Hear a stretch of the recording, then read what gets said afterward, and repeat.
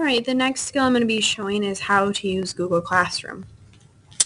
To get to Google Classroom, in your URL bar, you can type classroom.google.com and you'll be directed to the Google for Education site, and you're going to want to select Go to Classroom, and it's going to have you, if you're already on a Chromebook, it's going to have you signed in. And I already have a Google Classroom account, so mine will appear this way. If you have not set up a Google Classroom, you will it will just say your login here, and you will not see classes already set up.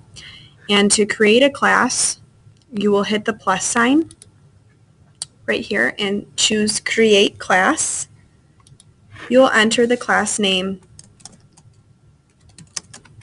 in the section and hit Create.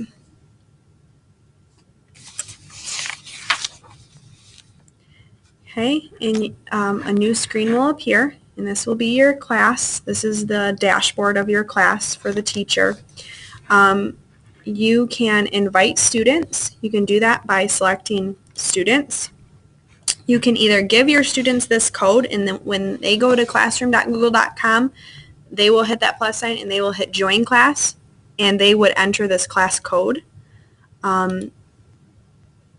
So that is an option. Or you can invite students, and if you select Invite, you can select students that are already in your contacts, or you can just type student names. And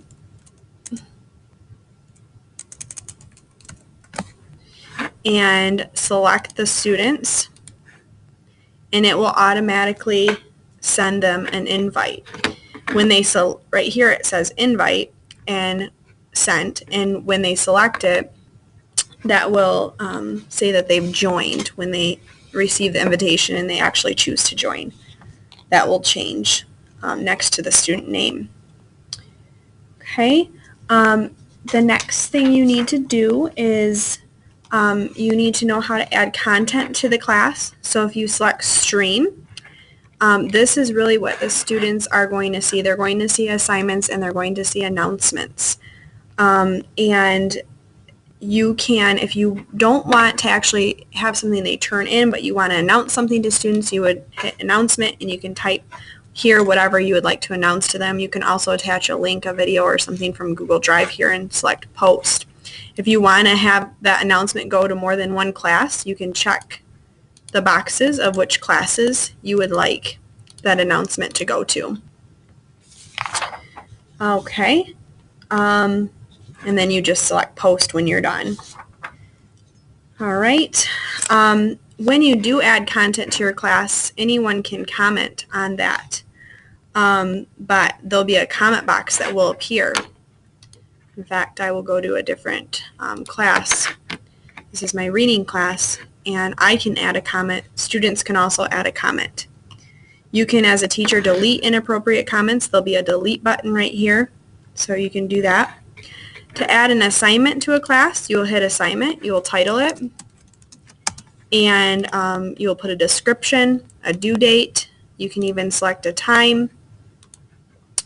You can add a file here. You can add something from Google Drive.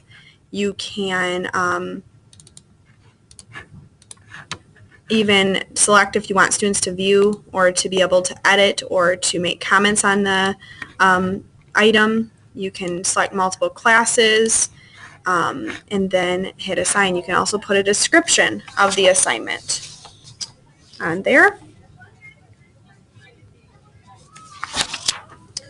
To communicate with your class, you can go Students, and you can select all your students, and if you want to send an email, you would select Actions and then Email, and automatically an email will appear, and you can type the message and it will automatically send an email to everyone in your class. And you can unselect students too if you don't want them to receive an email.